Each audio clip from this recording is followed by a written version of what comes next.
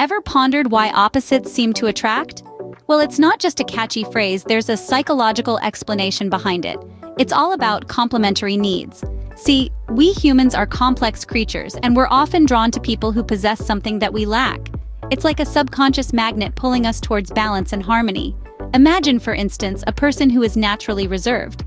They might find themselves drawn to someone who is outgoing and sociable. Why? Because that person's extroversion complements their introversion. It's like two puzzle pieces fitting together, each one making up for what the other lacks. This doesn't just apply to personality traits either. It could be skills, hobbies, or even life experiences. The idea is that we're subconsciously seeking balance, a sort of equilibrium in our lives. And it's this mutual filling of deficiencies and needs that lays the cornerstone of attraction. You see, we're not just randomly attracted to people, there's a deeper purpose behind it all. Did you know attraction can act as a mirror? It's as though we are looking into a pool of water, seeing not only our reflection, but also the depths beneath the surface.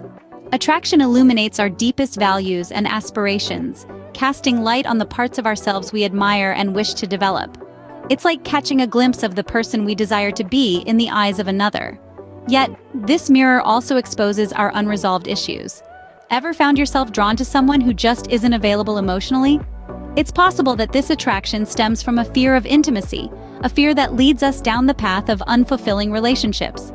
Just as a mirror reflects both the beauty and the flaws, attraction too reveals our inner world. It's about acknowledging and embracing both the light and the dark. It's about self-reflection and growth. Remember, our attractions can be a reflection of our inner world, both the light and the dark. Ever noticed a pattern in the people you're attracted to? This can be explained by the concept of familiarity and comfort in attraction. It's a fascinating aspect of human psychology that we often gravitate towards what feels familiar. This familiarity could be a reflection of a parent, a childhood caretaker, or even the environment we grew up in.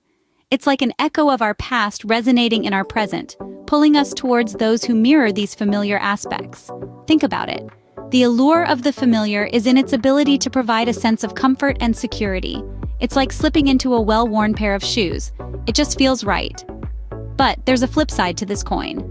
While familiarity can offer comfort, it can also lead us down the road of repetition, especially if these patterns echo past traumas. So, as comforting as the familiar may be, it's crucial to remember, while familiarity can provide comfort, it can also lead to unhealthy patterns if they replicate past traumas. How does your self-esteem influence your attractions? Imagine self-esteem as your personal barometer, subtly guiding your attractions.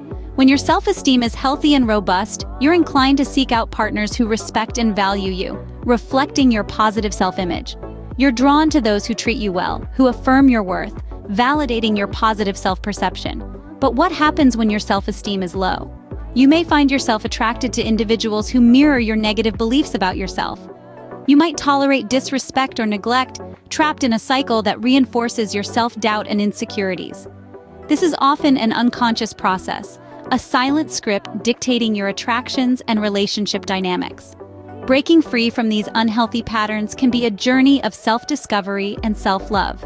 It starts with acknowledging these patterns, nurturing your self-esteem, and consciously choosing partners who uplift and value you.